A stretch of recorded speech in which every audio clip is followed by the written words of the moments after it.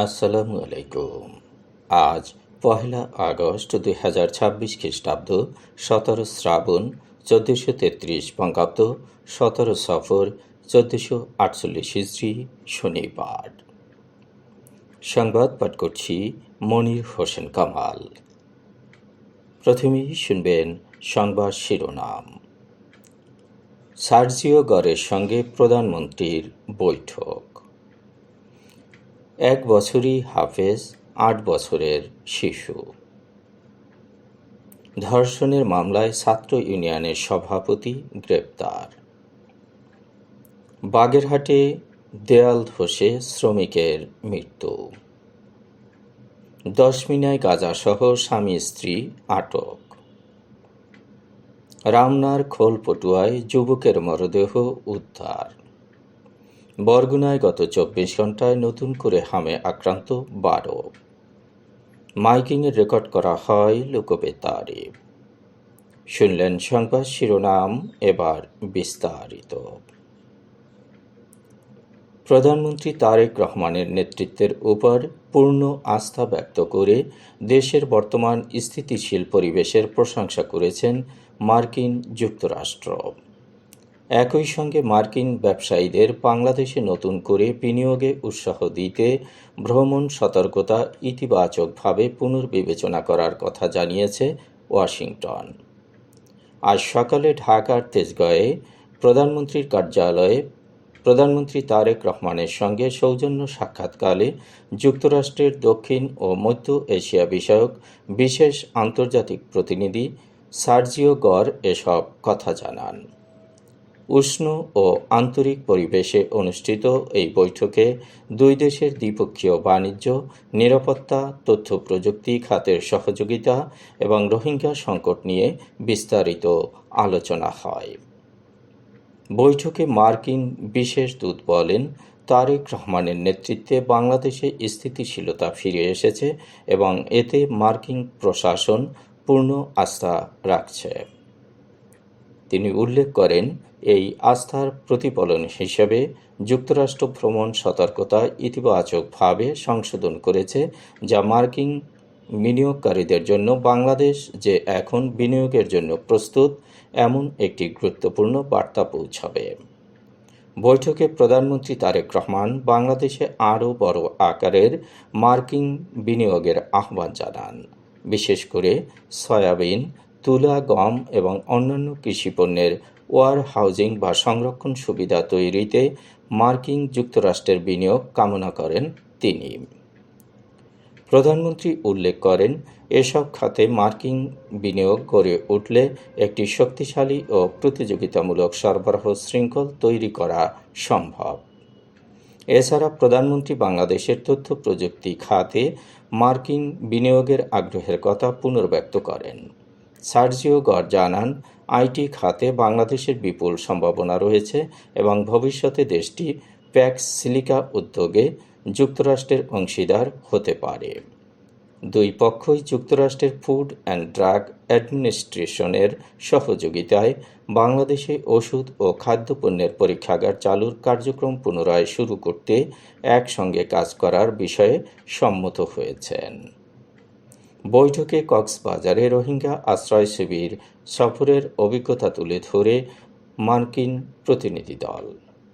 আগের দিনই সার্জিও গর কক্সবাজারের আশ্রয় শিবির পরিদর্শন করেন। সংকটটি মোকাবিলায় এবং বিপুল সংখ্যক মিয়ানমারের নাগরিককে আশ্রয় ও মানবিক সহায়তা দেয়ায় তিনি বাংলাদেশ সরকার ও সাধারণ মানুষের ভূয়সী প্রশংসা করেন। তিনি জোর দিয়ে বলেন, রোহিঙ্গা সংকটের একটি টেকসই ও রাজনৈতিক সমাধান অর্জন করা অত্যন্ত জরুরি। অন্যদিকে প্রধানমন্ত্রী তারেক রহমান উল্লেখ করেন, রোহিঙ্গাদের জন্য আন্তর্জাতিক স্তরে যে পরিমাণ আর্থিক ও মানবিক সাহায্য আসে তার অর্ধেকেরও বেশি দেয় মার্কিন যুক্তরাষ্ট্র। এই সহযোগিতার জন্য তিনি মার্কিন সরকার ও জনগণের প্রতি গভীর কৃতজ্ঞতা প্রকাশ করেন। উচ্চ পর্যায়ের এই বৈঠকে বাংলাদেশ ও যুক্তরাষ্ট্র উভয় দেশের শীর্ষ প্রশাসনিক ও কূটনৈতিক কর্মকর্তারা উপস্থিত ছিলেন। বাংলাদেশ পক্ষে বৈঠকে অংশ নেন পররাষ্ট্রমন্ত্রী ডক্টর খলিলুর রহমান, প্রধানমন্ত্রীর পররাষ্ট্র বিষয়ক উপদেষ্টা হুমায়ুন কবির, পররাষ্ট্র প্রতিমন্ত্রী শামা ওয়াবেদ ইসলাম, প্রধানমন্ত্রীর উপদেষ্টা রেহান আসিফ আসাদ ও মাহদি আমিন এবং ওয়াশিংটনে নিযুক্ত বাংলাদেশের রাষ্ট্রদূত তারেক মোহাম্মদ আরিফুল ইসলাম। মার্কিন প্রতিনিধি দলের পক্ষে উপস্থিত ছিলেন বাংলাদেশে নিযুক্ত মার্কিন রাষ্ট্রদূত ব্রেন্ট ক্রিসেনসেন সহ একাধিক জ্যেষ্ঠ কূটনৈতিকবৃন্দ। লক্ষ্মীপুরের কমলনগরে ৮ বছর বয়সী এক শিশু কুরআনে হাফেজ হয়েছেন। ৩০ পারা কুরআন মুখস্থ করতে তার সময় লেগেছে মাত্র ১ বছর। ওই শিশুর নাম আব্দুর রহমান। সে কমলনগর উপজেলার করুণানগর এলাকার কৃষক আবুল কালামের ছেলে ও হাজিরহাট আল ইহদা ইসলামিক ইনস্টিটিউটের হিফজ বিভাগের ছাত্র। ২০২৬ সালের জানুয়ারি মাসে আব্দুর রহমান আল ইহদা ইসলামিক ইনস্টিটিউট মাদ্রাসার হিফজ বিভাগে ভর্তি হয়। এর আগে সে আরেকটি মাদ্রাসার হিফজ বিভাগে ৬ মাস পরে ১৫ পারা কুরআন মুখস্থ করেছিল। পরে সেখান থেকে ইহদা মাদ্রাসায় ভর্তি করা হয়। এরপর বাকি ১৫ পারা মুখস্থ করেছে। ধর্ষণের অভিযোগে দায়ের হওয়া মামলায় বরিশাল জেলা ছাত্র ইউনিয়নের সভাপতি নয়ন সরকার জয়কে গ্রেপ্তার করেছে পুলিশ। বরিশাল নগরীর কাউনিয়া প্রথম গলির বাসা থেকে তাকে গ্রেপ্তার করা হয়। এর আগে মঙ্গলবার কোতোয়ালি মডেল থানায় মামলা দায়ের করেন ভুক্তভোগী এক তরুণী। নয়ন সরকার জয় বরগুনা জেলার বাসিন্দা নারায়ণ সরকারের ছেলে ও বরিশাল জেলা ছাত্র ইউনিয়নের সভাপতি। তিনি বরিশাল নগরের কাউনিয়া প্রথম গলিতে ভাড়া বাসায় বসবাস করেন এবং বিএম কলেজের ৪র্থ বর্ষের শিক্ষার্থী। মামলার অভিযোগে তরুণী উল্লেখ করেন, জয়ের সঙ্গে ২০২৪ সালে তার প্রেমের সম্পর্ক শুরু হয়। এরপর তিনি বিয়ের প্রলোভন দেখিয়ে একাধিকবার শারীরিক সম্পর্ক করেন। গত ৬ মাস ধরে বিয়ের কথা বললে বিষয়টি এড়িয়ে গিয়ে লাপাত্তা হয়। তরুণীর অভিযোগ, গ্রেপ্তারের আগে জয় পলাতক অবস্থায় থেকে সামাজিক যোগাযোগ মাধ্যমে তাদের ব্যক্তিগত ছবি ছড়িয়ে দিয়েছে। এছাড়া মামলা তুলে নিতে বিভিন্নভাবে তাকে চাপ প্রয়োগ করছে।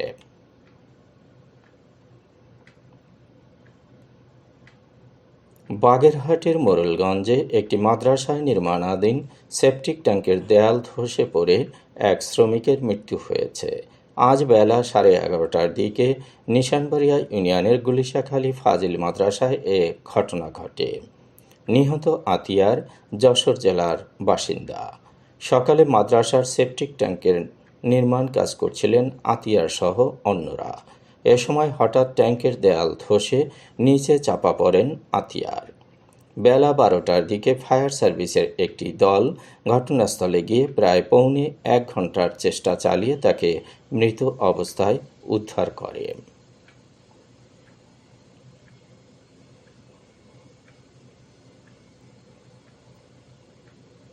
দশমিনায় গাজাসহ গফুর হাওলাদার ও তার স্ত্রী সুফিয়া বেগমকে গ্রেপ্তার করেছে পুলিশ। শুক্রবার রাত 11:30টার দিকে সদর ইউনিয়নের উত্তর কাটাখালী গ্রামে তাদের বসতঘরে অভিযান চালিয়ে তাদের গ্রেপ্তার করা হয়। এ সময় তাদের বসতঘর থেকে 150 গ্রাম গাঁজা উদ্ধার করা হয়েছে। রামনার খোল পটুয়ায় সাইফুল নামে এক যুবকের মরদেহ উদ্ধার করেছে পুলিশ। 2 বছর আগে সাইফুল বিয়ে করেছে। রাতে সাইফুল ও তার স্ত্রী বাসায় ছিল। সকালে সাইফুলের মরদেহ পাওয়া গেল, তার স্ত্রী নিখোঁজ রয়েছে। সাইফুলের অস্ত্রের আঘাত ও কামড়ের চিহ্ন রয়েছে। বরগুনায় গত 24 ঘন্টায় নতুন করে হামে আক্রান্ত হয়েছে 12 জন। চলতি বছরে হামে আক্রান্ত রোগীর সংখ্যা 1175 জন। নিশ্চিত হাম রোগী শনাক্ত হয়েছে 77 জন। সুস্থ হয়ে বাড়ি ফিরেছে 1084 জন। এখন পর্যন্ত মারা গেছে 9 জন। মাইকিংয়ের রেকর্ড করা হয় লোকবেতারে। সুমধুর ও সুস্পষ্ট কণ্ঠে মাইকিংয়ের জন্য লোকবেতারের বিকল্প নেই। লোকবেতারের সাউন্ডপ্রুফ স্টুডিওতে করা হচ্ছে গান ও নাটকের রেকর্ড। সেই সাথে লোকবেতারের নামমাত্র টাকায় প্রচার করা হচ্ছে বিজ্ঞাপন। 15 সেকেন্ডের বিজ্ঞাপন প্রচারিত হচ্ছে মাত্র 500 টাকায়। 30 সেকেন্ডের বিজ্ঞাপন 1000 টাকা, 45 সেকেন্ডের বিজ্ঞাপন 1500 টাকা আর 1 মিনিটের বিজ্ঞাপন প্রচার করা হয় মাত্র 2000 টাকায়। নির্ধারিত টাকার বিনিময়ে প্রতিদিন কমপক্ষে 5 বার করে পুরো 1 মাস বিজ্ঞাপন প্রচার করা হবে। মাইকিং ও বিজ্ঞাপনের জন্য যোগাযোগ করবেন 0-17755664445 নম্বরে। এবারে শুনবেন আবহাওয়ার খবর। উত্তর পশ্চিম বঙ্গোপসাগর এবং তৎসংলগ্ন গাঙ্গেয় পশ্চিমবঙ্গ উপকূলীয় এলাকায় অবস্থানরত লঘুচাপটি ঘনীভূত হয়ে সুস্পষ্ট লঘুচাপ আকারে উত্তর পশ্চিম বঙ্গোপসাগর ও তৎসংলগ্ন উড়িষ্যা পশ্চিমবঙ্গ উপকূলীয় এলাকায় অবস্থান করছে। এটি আরও ঘনীভূত হতে পারে। এর প্রভাবে সমুদ্র বন্দরসমূহ উত্তর বঙ্গোপসাগর ও তৎসংলগ্ন বাংলাদেশের উপকূলীয় এলাকার উপর দিয়ে ঝোড়ো হাওয়া বয়ে যেতে পারে। মৌসুমী বায়ুর অক্ষের বর্ধিতাংশে রাজস্থান, মধ্যপ্রদেশ, উত্তরপ্রদেশ, বিহার সুস্পষ্ট লঘুচাপের কেন্দ্রস্থল ও বাংলাদেশের দক্ষিণাঞ্চল হয়ে আসাম পর্যন্ত বিস্তৃত রয়েছে। মৌসুমী বায়ু বাংলাদেশের উপর মোটামুটিভাবে সক্রিয় এবং উত্তর বঙ্গোপসাগরে প্রবল অবস্থায় রয়েছে। খুলনা, বরিশাল, চট্টগ্রাম ও সিলেট বিভাগের অনেক জায়গায় এবং রাজশাহী, রংপুর, ময়মনসিংহ ও ঢাকা বিভাগের কিছু কিছু জায়গায় অস্থায়ীভাবে দমকা হাওয়া সহ হালকা থেকে মাঝারি ধরনের বৃষ্টি অথবা বজ্রসহ বৃষ্টি হতে পারে। সেই সাথে সারা দেশের কোথাও কোথাও মাঝারি ধরনের ভারী বর্ষণ হতে পারে। সারা দেশে দিন এবং রাতের তাপমাত্রা একরকমই থাকতে পারে। আজ দেশের সর্বোচ্চ তাপমাত্রা ছিল নিকলিতে 35.5 ডিগ্রি সেলসিয়াস এবং সর্বনিম্ন তাপমাত্রা ছিল কুমারখালীতে 23.9 ডিগ্রি সেলসিয়াস। বরগুনার সর্বোচ্চ তাপমাত্রা 33 ডিগ্রি সেলসিয়াস, সর্বনিম্ন 26.9 ডিগ্রি সেলসিয়াস। আগামীকাল সূর্যোদয় হবে ভোর 5:28। সংবাদ শেষ করার আগে শিরোনামগুলো আবার পড়ছি। সার্জিও গরের সঙ্গে প্রধানমন্ত্রীর বৈঠক। 1 বছরই হাফেজ, 8 বছরের শিশু। ধর্ষণের মামলায় ছাত্র ইউনিয়নের সভাপতি গ্রেপ্তার। বাগেরহাটে দেয়াল ধসে শ্রমিকের মৃত্যু। 10 মিনায় গাঁজাসহ স্বামী স্ত্রী আটক। রামনার খোলপটুয়ায় যুবকের মরদেহ উদ্ধার। বরগুনায় গত 24 ঘন্টায় নতুন করে হামে আক্রান্ত 12। মাইকিংয়ে রেকর্ড করা হয় লোকবেতারে। সংবাদ শেষ করার আগে জানিয়ে দিচ্ছি লোকবেতারে সংবাদ জানানোর মোবাইল নম্বর। আপনার এলাকার গুরুত্বপূর্ণ সংবাদ জানাতে ফোন করুন 0-17755664445 নম্বরে। আর লোকবেতারের সাথে যুক্ত হয়ে গান শুনতে চাইলে SMS করুন 01782973478 নম্বরে। মোবাইল করবেন 01959438545 নম্বরে। বিশ্বের সব জায়গা থেকেই শুনতে পারবেন লোকবেতার। লোকবেতার fm.org ওয়েবসাইটের মাধ্যমে শুনুন সরাসরি অনুষ্ঠান। সংবাদ পাঠ এখানেই শেষ করছি।